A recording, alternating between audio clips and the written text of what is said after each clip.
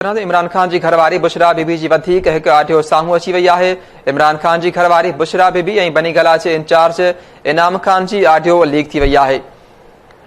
इमरान खान जी घरवारी बुशरा बीबी जी वधीक हिकु ऑडियो साम्हूं अची वई आहे, जॾहिं त इमरान खान जी घरवारी बुशरा बीबी ऐं बनी गला जे इंचार्ज इनाम खान जी ऑडियो लीक थी वई। बुशरा बीबी ऑडियो में चवे थी त तोशाखाना मां जेके शयूं आयूं उन्हनि जूं तस्वीरूं अव्हां कढियूं हुयूं। छा तव्हां अस्कर खे सामान जूं तस्वीरूं कढण लाइ चयो हो? जॾहिं त बुशरा बीबी जो वधीक चवणु आहे त तस्वीरूं ॿाहिरि वेंदड़ शयुनि जूं कढियूं आहिनि, घर ईंदड़ शयुनि जूं तस्वीरूं न आहिनि कढियूं।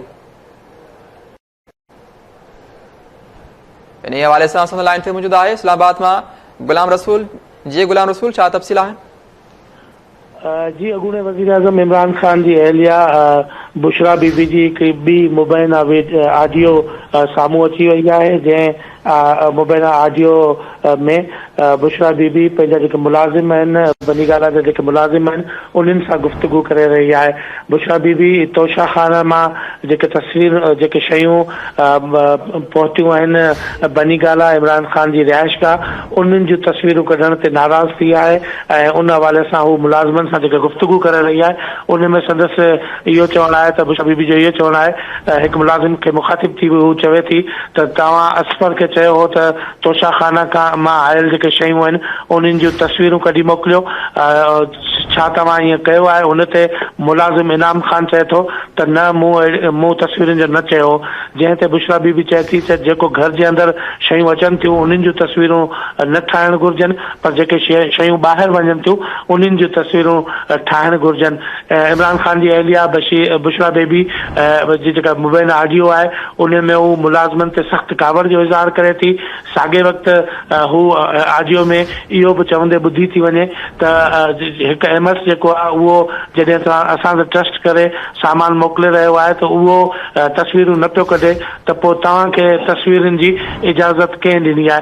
साॻे वक़्तु बुशरा बीबी हिकु मुलाज़िम खे जेका सख़्तु कावड़ जो इज़हार करे थी, उनखे चए थी त आईंदा तव्हां घर में दाख़िल कोन थींदो ऐं इते ई वेही रहो जिते तव्हां वटि तस्वीरूं आहिनि। अहिड़ी रीति इमरान खान जे अहलिया बुशरा बीबी जी हिकु वधीक ऑडियो लीक थी आहे, जेका ऑडियो मंज़र आम ते आई आहे, जंहिंमें तोशाखाना मां आयल जेके शयूं आहिनि उन्हनि जूं तस्वीरूं कढण ते हू मुलाज़िमनि खे कावड़ जो इज़हार करे पई ऐं साॻे वक़्तु हिकु मुलाज़िम खे सख़्ती सां हिदायत थी कई वञे त हू हाणे घर में दाख़िल न थींदो। जी ठीकु आहे, वॾी महिरबानी गुलाम रसूल कुंभर तफ़सील ॾियण जे लाइ।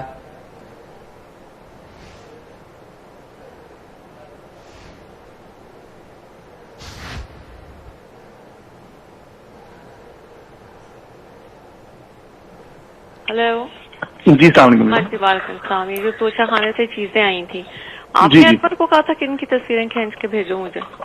नहीं, मैंने तो नहीं कहा था। तो क्यों खींची थी इसकी तस्वीरें? घर के अंदर जो चीज आती है उसकी तो तस्वीरें नहीं खींचते, जो घर से बाहर जाते हैं उनकी तस्वीरें खींचनी चाहिए। सिर्फ ये था कि मेरे पास आ रही है उसकी क्यों तस्वीरें खींची जा रही है?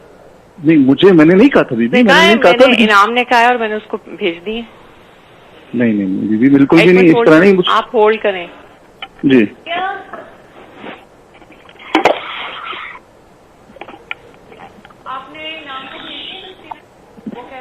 नहीं भेजी है, लेकिन मैंने कहा नहीं भेजी है, लेकिन मैंने नहीं कहा तस्वीरें खींचने को। इनाम ने क्या किसने कहा था तस्वीरें खींच? किसने? क्यों? कौन? क्या सबूत? घर के अंदर आने वाली किसी चीज की तस्वीर नहीं खींचते, क्योंकि वो मेरे पास आ रही थी। घर से जो बाहर जाती हैं उनकी खींचनी चाहिए। घर के अंदर जो चीज आ रही है उसकी कौन तस्वीर खींचता है? किस चीज का प्रूफ? क्यों? आपको क्या जरूरत है प्रूफ करने की? आपने मेरे से पूछा है? सॉरी जी का क्या मतलब? आप लोगों ने तमाशा बनाया है इस घर को। वो एमएस हम पे ट्रस्ट करके भेज रहे हैं, उसने तस्वीरें नहीं खींची। आप कौन होते हैं तस्वीरें खींचने वाले? और तुम्हें क्यों भेजी है इसने तस्वीरें? बीबी मुझे तो नहीं, मुझे तस्वीरें हैं कि ये चीजें आई है तो हम अंदर दे रहे हैं। मैंने कहा ठीक है, बस आप बीवी को दे दें, वो जाने उनका काम। क्या तुम लोगों का तुक है? जी, हम लोगों ने क्या करना है उस पर तस्वीरों नहीं, क्या करना है? क्या करना है? आज के बाद तुम अब अंदर नहीं आओगे घर के, समझ आइए तुम्हें? ठीक है। ये तस्वीरें लेके वही। हेलो जी सलाम। बात